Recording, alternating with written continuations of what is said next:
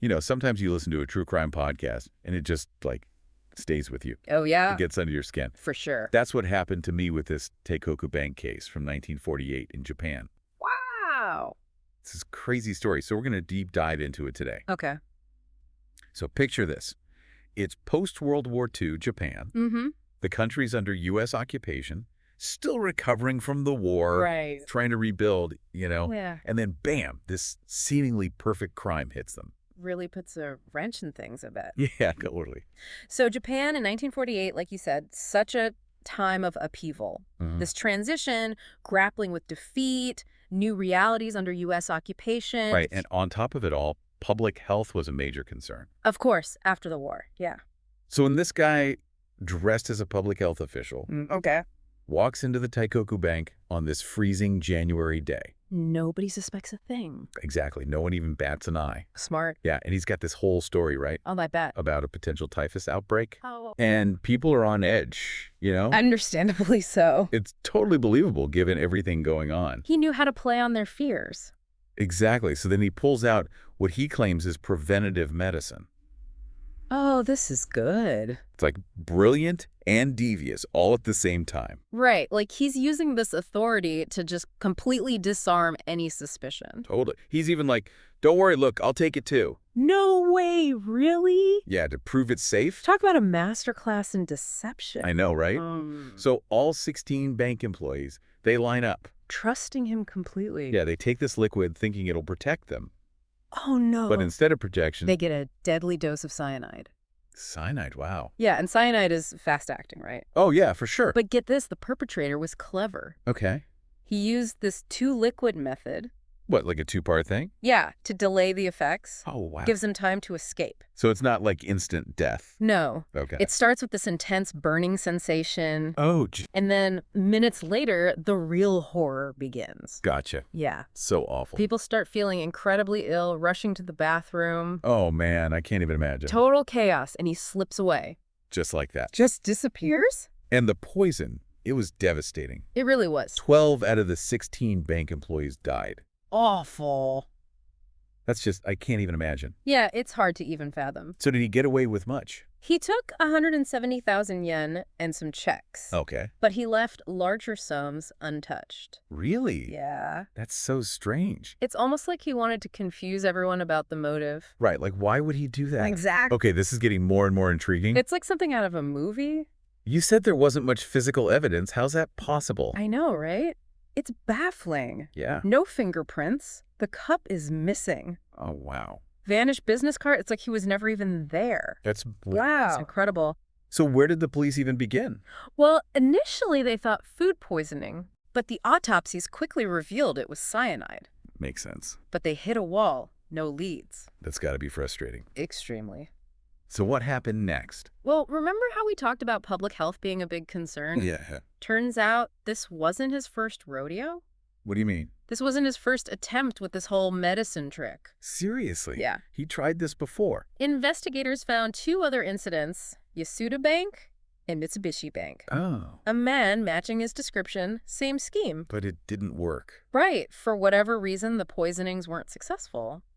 So these were like practice runs. It seems that way, yeah. Wow, that's incredible. He was refining his approach, getting more confident each time. Leading up to the Teikoku Bank. Exactly. So they had this phantom poisoner on the loose. Right. They must have caught him eventually, right? Well, that's where things get a bit murky. Okay. This is where the story takes a turn. I'm intrigued. Tell me more. The police arrested a man named Hirasawa Sadamichi. He was a painter. Wait, a painter? A painter. How did they connect him to all this? It's a good question. Yeah. The evidence was mostly circumstantial. Okay. His business card was missing. Right. No solid alibi. Mm-hmm. He had a lot of money shortly after the robbery. Interesting. And a history of bank fraud. Okay, but a painter. Mm-mm. And bank fraud. It does seem a bit strange. It does. Right. Yeah, I mean, was there anything concrete against him? Well, this is post-war Japan. Right. The legal system was still, Developing. Yeah. There were some questionable practices back then. Like what? For one, family testimonies weren't allowed for an alibi. Seriously? Yeah. That's crazy. So Hirasawa claimed his wallet was stolen, which would explain the missing card. His family backed him up, but it didn't matter. Wow, that's not right. No, it wasn't. So was there anything in his favor? There was. Okay, tell me. His supporters argued that his usual fraud was totally different. Different how? He forged checks, always used his real name and address. Okay. The checks stolen from the Teikoku Bank had nothing on them, no information. That's a big difference. It is. What about fingerprints? None of his were found at the crime scene. So they had nothing. Practically. This is unbelievable. It really is. But he was convicted.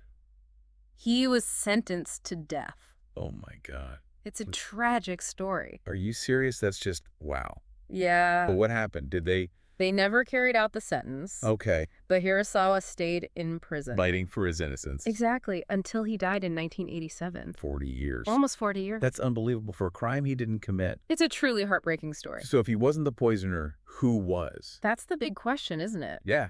And this is where things take an even darker turn. Oh no, what now?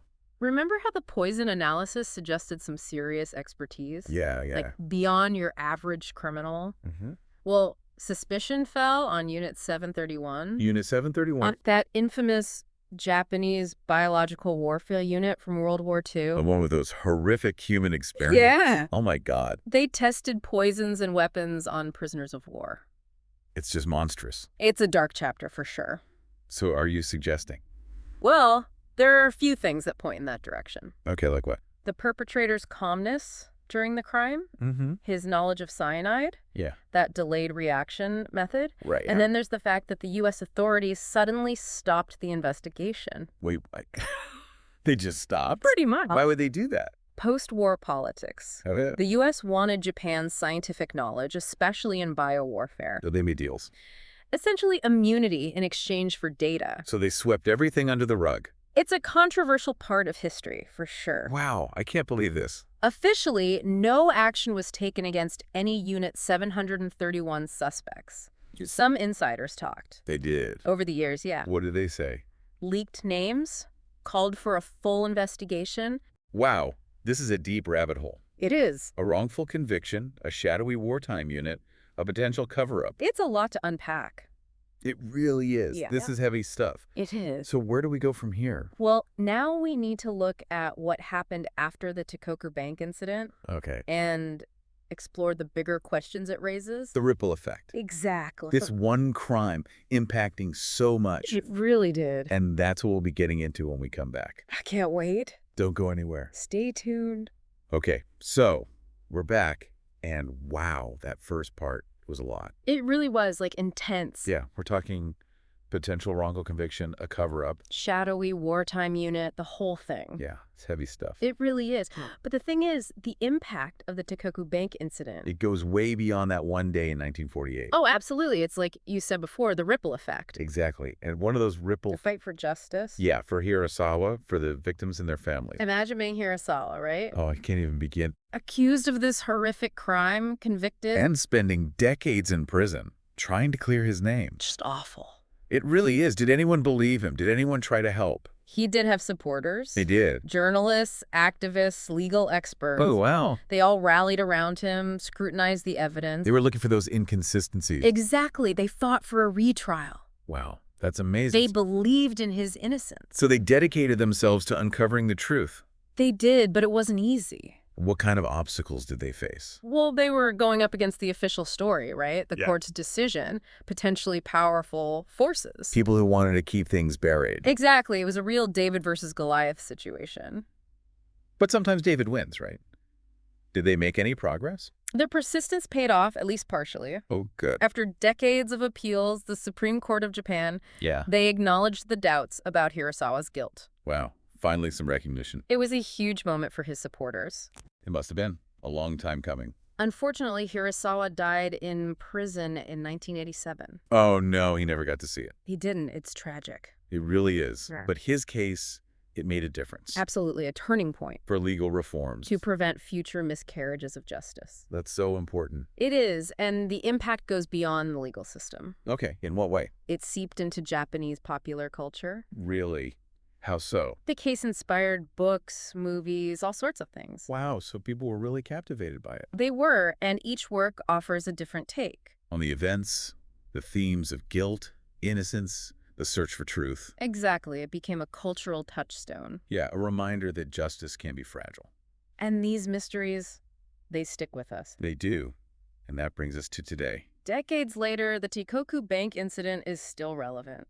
It's a symbol of those unanswered questions from Japan's past. Exactly. We still don't have a definitive answer about Unit 731. Right, their involvement is still unclear. We have evidence that points to them. But no official acknowledgement. Not yet. It's like Japan is still grappling with its wartime history. There are secrets, things hidden in the shadows. It's a complex issue. It is, but the interest in this case shows The desire for truth and justice. it doesn't fade with time. That's why we're here today. Taking a deep dive into it all. We're peeling back those layers of the onion. And this is where you, the listeners, come in. It's your turn to explore, right? Exactly. Read more.